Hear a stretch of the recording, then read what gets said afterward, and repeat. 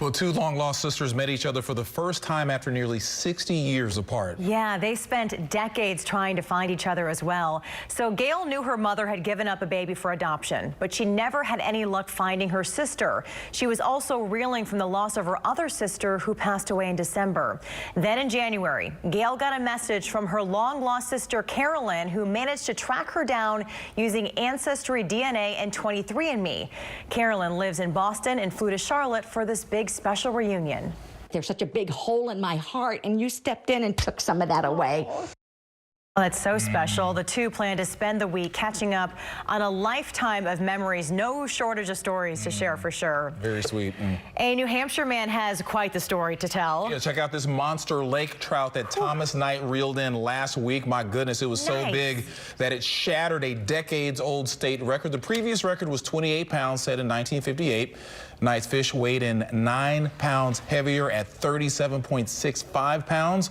Knight had the fish preserved via taxidermy. He's renting it to a friend to hang in his restaurant for 2 years. Okay, that's a fish tail that's going to go for a pretty long time. A fish tail for sure. Those are bragging rights. Yes. You've been fishing forever for those bragging rights, and you just earned those with that one. Congrats. Yes. All right, that's it for Channel 2 News at 4. The news at 5 begins in 60 seconds. Don't go away. Easier.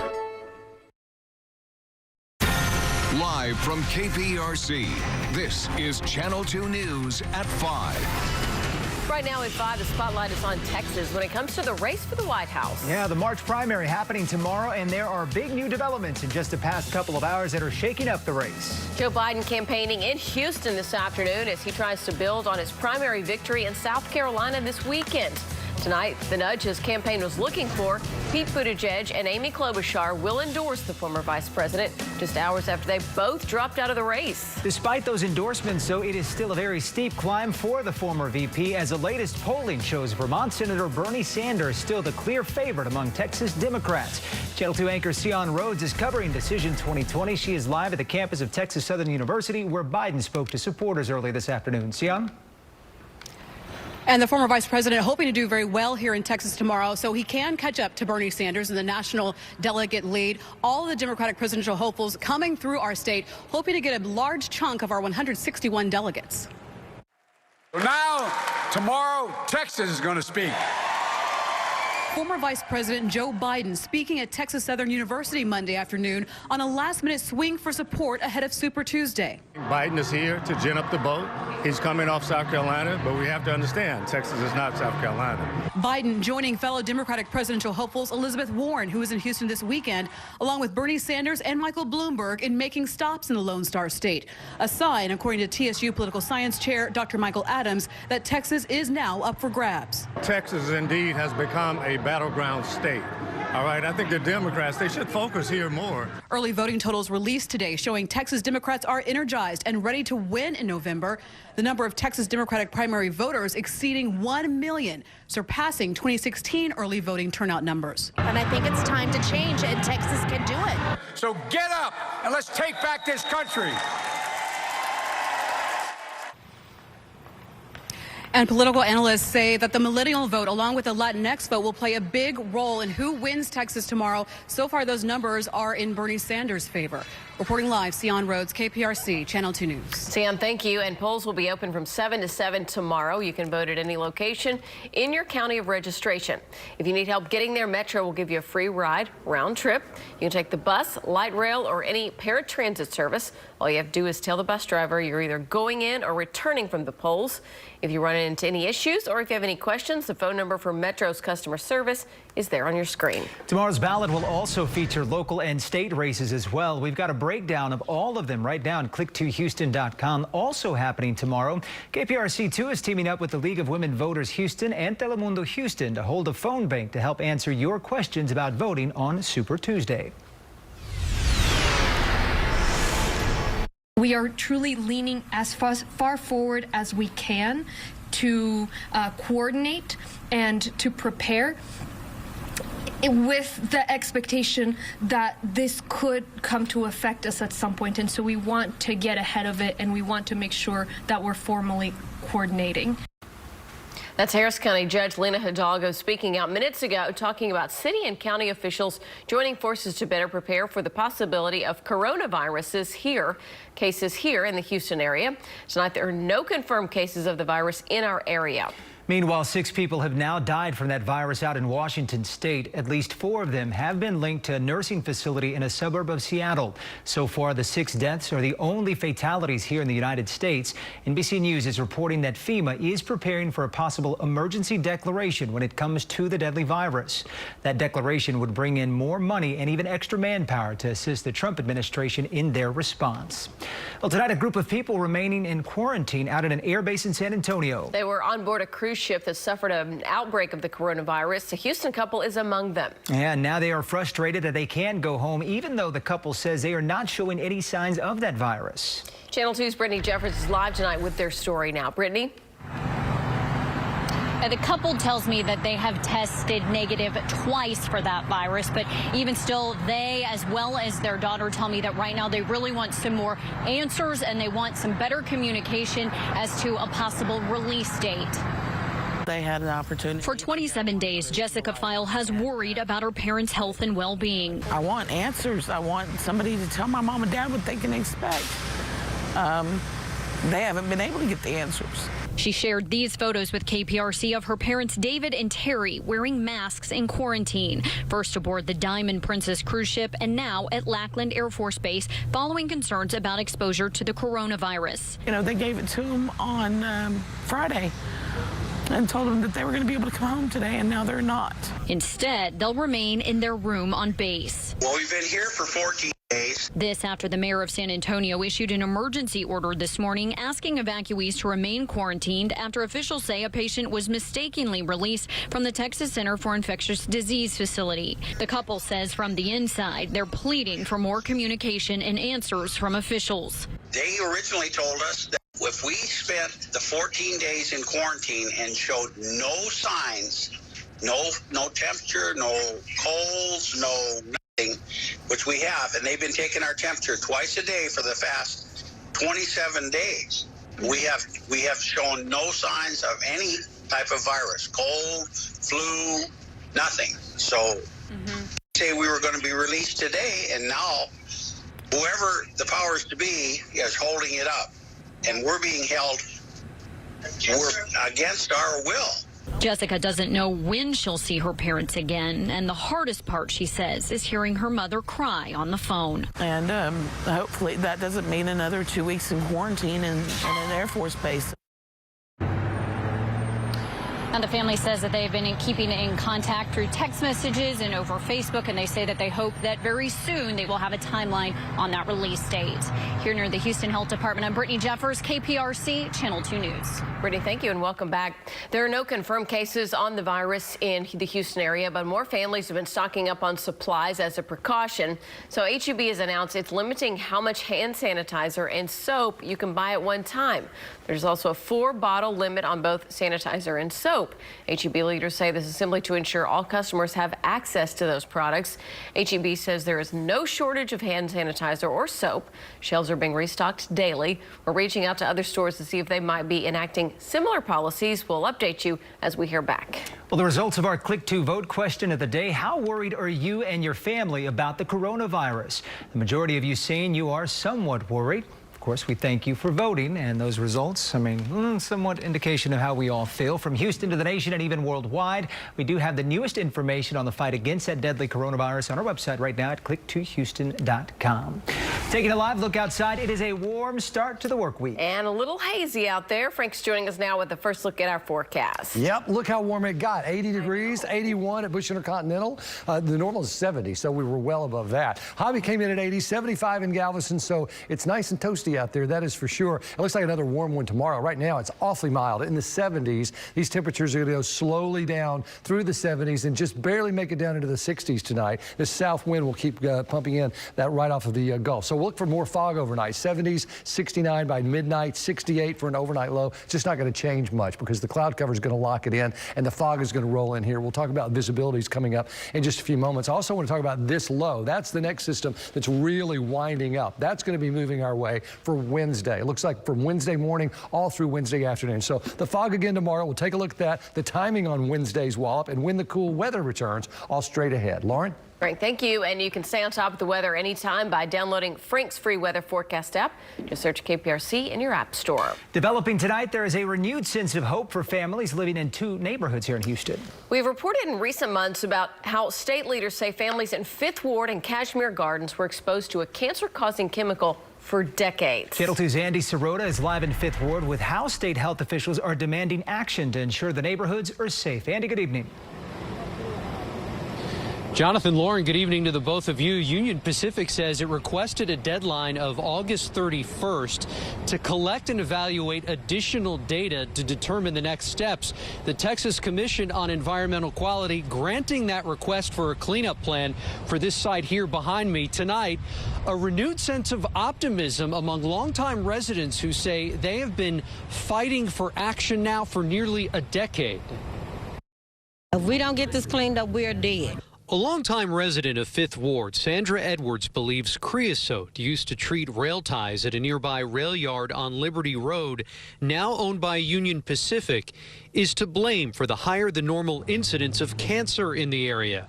The Texas Commission on Environmental Quality says the company has until August 31st to come up with a plan to clean it up. Today is our first victory, and we should celebrate it. Yes. But there's still more work to be done. The TCEQ says Union Pacific has addressed some of the soil contamination through capping. Today, the TCEQ says it's requesting additional environmental data and testing from the company so a final cleanup plan can be approved for the site. Once our agency receives that, we'll review that and determine that if it meets our rules and requirements. And at that point, we'll put it out for public comment. Union Pacific has posted a webpage regarding the work it's conducting at the site. In a statement, Union Pacific says, "We understand the health concerns of those living in this industrial area and support fair, objective, scientific investigation of this issue. Decades of testing found no scientific evidence of a creosote exposure pathway to residents. We continue monitoring the situation in accordance with the Texas Commission on Environmental Quality's rules and regulations." It is important for the cleanup plan to be material, to be credible and reliable, and something that the people can trust. Union Pacific says it is in the process of collecting additional soil, groundwater, and soil gas data requested by the TCEQ. The TCEQ says it will host a community meeting once it approves Union Pacific's cleanup plan.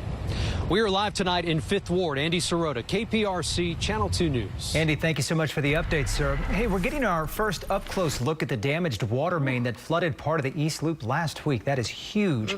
That caused Houstonians to have to go into a boil water advisory. Taking a look at that photo there. It was posted on the Houston Public Works Facebook page earlier today, and that is quite a bit of damage. Now, here's a look at the replacement pipe. Much different story there. That is an 8-foot water main, the very same size as the one that broke last Thursday. That boil water advisory was lifted on Saturday morning. Harris County officials are taking aim at generic drug manufacturers. They're suing them over what they say is a massive price-fixing scheme. County Attorney Vince Ryan is among those who filed the lawsuit. Ryan names 43 companies in the suit. He claims they were part of a conspiracy to significantly reduce competition and increase prices of at least 181 generic drugs.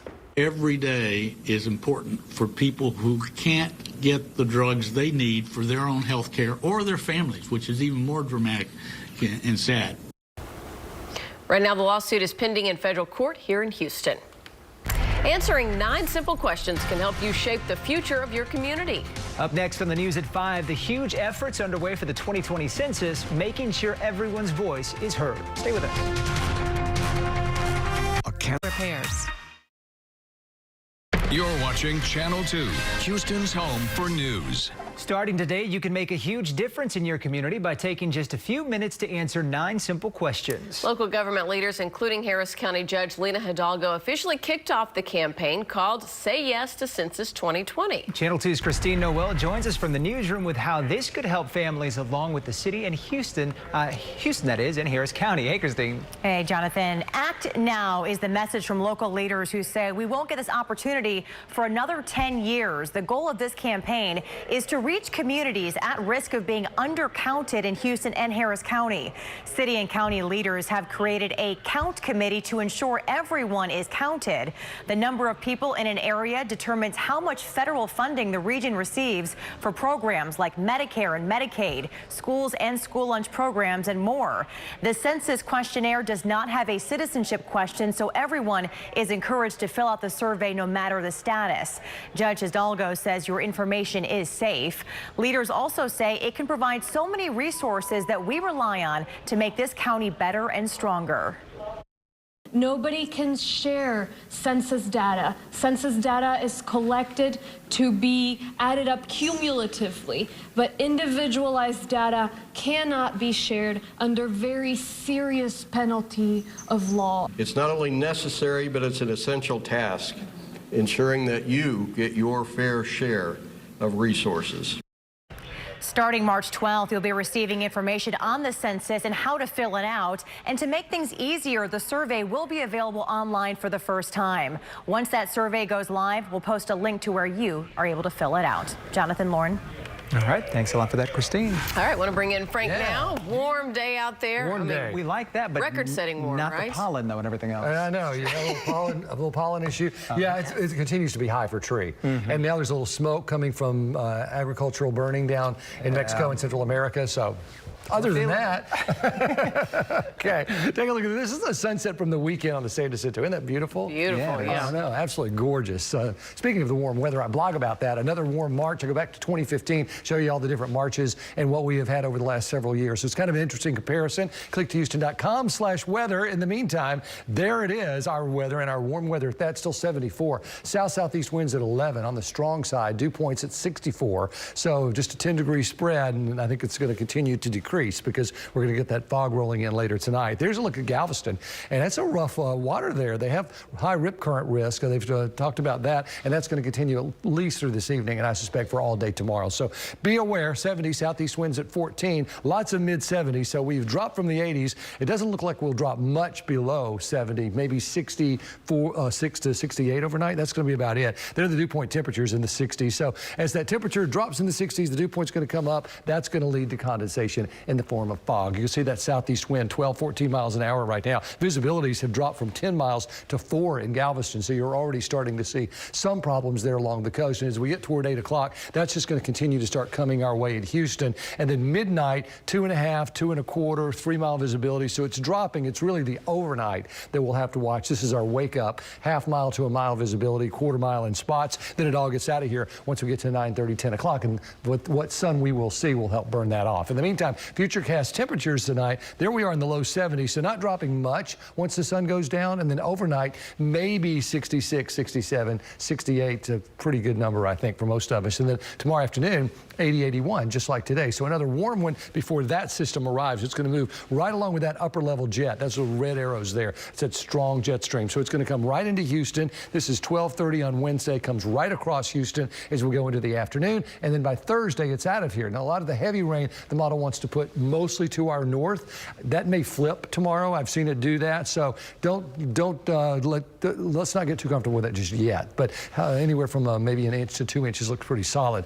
as we go through Wednesday. Here's the closer look. You can see not much for today or tomorrow, really. We see a 20 to 30% chance for a shower tomorrow. And then as we go into Wednesday, there's 6:30 in the morning. So Wednesday morning's commute is a mess. Wednesday afternoon is a mess. The afternoon commute continues to be problematic. And then once we get into the evening hours, it moves on out of here and we clear for Thursday. Here's a look at your forecast then. Tomorrow, we'll get another warm one, 68 and 80. 74 on Wednesday, 68, 72 on Thursday. So just as we warm up, we cool back down again, especially for lows, some 40s and 50s into what looks to be a really sensational weekend once again. Then we get into some rain chances as we move into next week. All right, we'll be right back. Stay with us.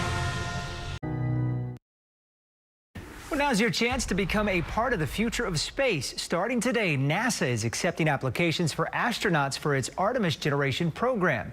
That's a mission to send humans back to the moon. Now, some of the things NASA is looking for are applicants with math, science, engineering backgrounds, good people skills, leadership, along with other qualities. You have until March the 31st to apply. You can find more information right now on our website at click2houston.com. It is that time of year again. Discovery Green is bringing back the beloved rink to downtown Houston. The nightly roller skating rink will feature themed music nights and fun for the whole family, regardless of your skating level. This year, the rink will be open from March 6th until April 12th. Opening night will be on March 6th from 5 p.m. until 11 p.m. The first 50 skaters will get free admission and skate rentals. For more information on prices and hours, you can head to click2houston.com. That sounds fun, doesn't it? It always is, each and every year. Back in a moment. Stay with us.